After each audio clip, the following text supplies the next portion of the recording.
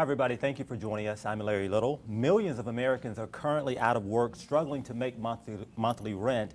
But thanks to the swift action of our Board of Supervisors here in the county, a moratorium has been in place since March. And today, Deputy County Counsel Jeremy Avila joins me to discuss the eviction moratorium. But first, we want to let you know that prior to this segment, we did remove our face covering so everyone, including the American Sign Language interpreters, can clearly and properly understand the information that we will be sharing this morning. Jeremy, thanks for being here. Thank you for having me, Larry. So let's just talk about this eviction moratorium.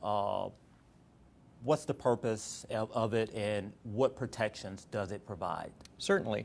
So the purpose of the eviction moratorium, as we all know, COVID-19 is a very unprecedented event that took, I think, everyone by surprise in some way or another. The purpose of the eviction moratorium here locally is to meet the economic needs of tenants and small business owners.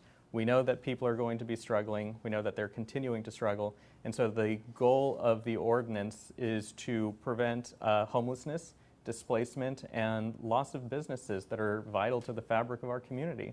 And I believe you asked also about the protections, correct? Yes. So there are a couple different protections that are built into the ordinance. The primary one essentially is that if you are a residential tenant or a small business commercial tenant who has suffered a substantial loss of income or a substantial out-of-pocket medical expense due to COVID-19, you cannot be evicted for non-payment of rent. That's the big main component to the ordinance. The ordinance similarly protects you against what are called no-fault evictions if, again, you suffered a substantial loss of income or a substantial out-of-pocket medical expense. I think that's the core component of what the eviction moratorium is about. So do people have to provide proof that they've been financially affected by COVID in order to be covered by this moratorium? The ordinance does require tenants to provide documentation to their landlords in order to help prove that they are what we call an affected or qualified tenant. That documentation can be anything from pay stubs, bank statements. There's a illustrative list in the ordinance, but by no means is it exhaustive. Anything that's going to help demonstrate that you've suffered that loss of income or that you have suffered or incurred that out-of-pocket medical expense, anything along those lines, that'll be helpful in documenting that effect. So let's talk about how long is the moratorium in place for, and how long do tenants have to pay the deferred amount? So the current eviction moratorium ordinance is in effect until August 31st of this year. The Board of Supervisors is going to take up at its August 25th meeting whether to extend or amend the ordinance. Whenever the moratorium period ends, the ordinance, and this is due to an amendment from June, when the moratorium ends, an affected tenant will have 12 months to repay their rent. 50% of that rent, however, must be repaid within the first 6 months. So does this protect only renters? What about people who have mortgages? So the eviction moratorium only applies to residential and to qualified small business commercial tenants, or tenants who qualify rather as small businesses. It unfortunately does not protect homeowners or folks who have mortgages, no. So when you say small businesses, how do we quantify what is a commercial small business? Good question. So if you go to the county's Office of Supportive Housing website, we have a COVID-19 page that addresses the eviction moratorium and housing-related needs and questions. On that webpage, there are frequently asked questions, FAQs, and in those FAQs are some guidelines that can help folks determine and identify if they qualify as a small business. Ultimately, what you'll see in the FAQs and in the course of determining if you are, the guidelines are rules issued by the Federal Small Business Administration, and those rules will help people determine or identify if they qualify as a small business. So I know the state and some of the cities have eviction moratoriums in place as well. How does our county eviction moratorium match up against those moratoriums? So right now, as we've been seeing since March, the governor has issued a series of executive orders. And what those executive orders do in the eviction moratorium space is it gives counties and cities the power and the ability to pass their own regulations, their own ordinances to help meet the crisis and meet the needs of the moment. Where we also see a lot of parallel action is between the county and the cities. And so if you look at the county's eviction moratorium ordinance, what it says is that if there is a more protective component, whether it be the county's ordinance or a city's ordinance, that more protective component will apply to the residential or commercial tenant. So I know some people have sent us information about being harassed by their landlords, saying, when are you going to pay? Can you pay?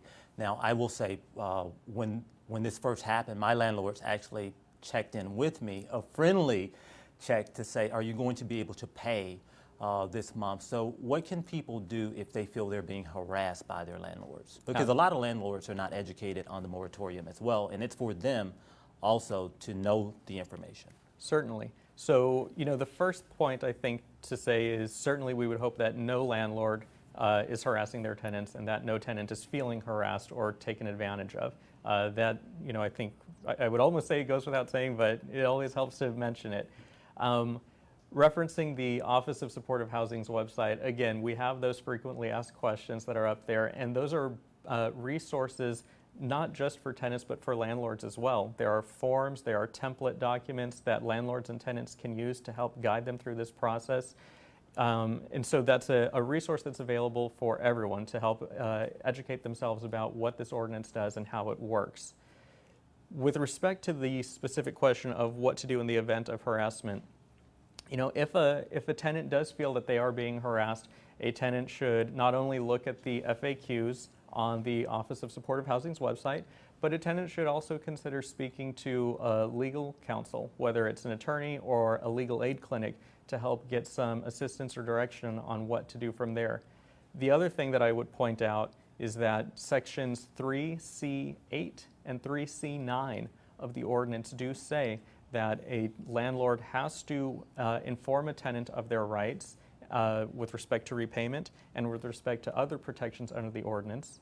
And if the if the landlord fails to do that, or if the landlord violates any other protection or provision of the ordinance, then the landlord can face civil action as well. So there are a lot of, I think, components to ensuring that tenants are protected, but there are also components to making sure that landlords understand what their obligations are and what they need to do under this ordinance. Mm-hmm. So let's go over this part again. I know you mentioned something about it earlier. So what is next for the eviction moratorium? Because I know the expiration is coming up soon. And how can people stay up to date on finding the information regarding the eviction moratorium? Certainly. Latest? So what's next is August 25th, the Board of Supervisors will be revisiting the issue of the eviction moratorium ordinance.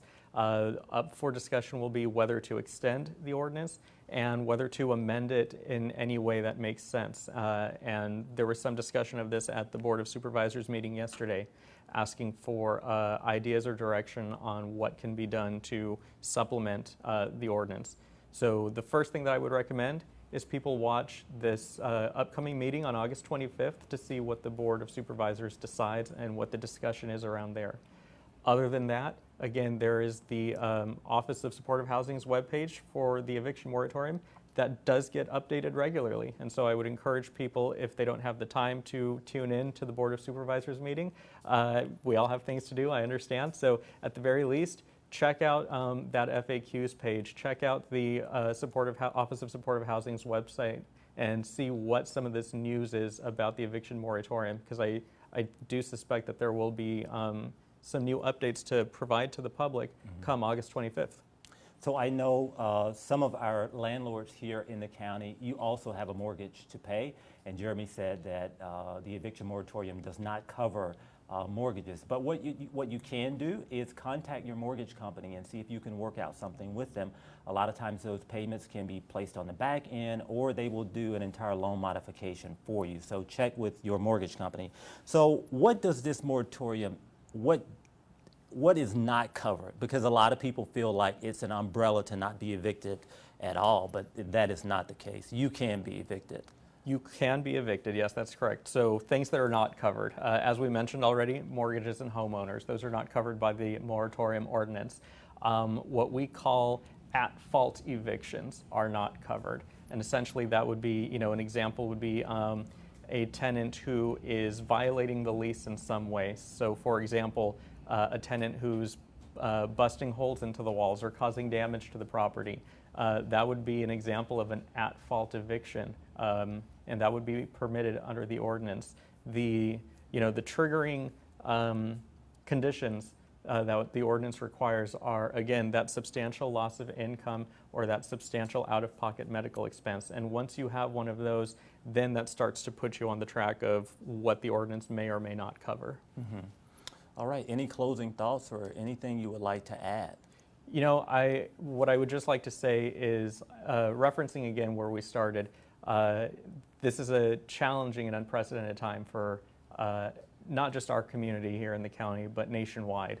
And what the goal, again, of this legislation here locally is to take on, head-on, homelessness and displacement and preserve the fabric of this community, and to do it not only in a way that's effective, but also that's legal, that keeps the fabric of this community together and keeps the county strong and doesn't see further homelessness, further displacement, or loss of businesses that are vital to this community.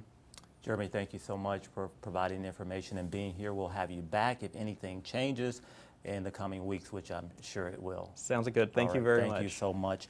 We want to let you know that Facebook Live in Spanish is coming up today at 11, and also it's on Friday at 11, and we have Facebook Live in Vietnamese on Thursdays at 10 a.m.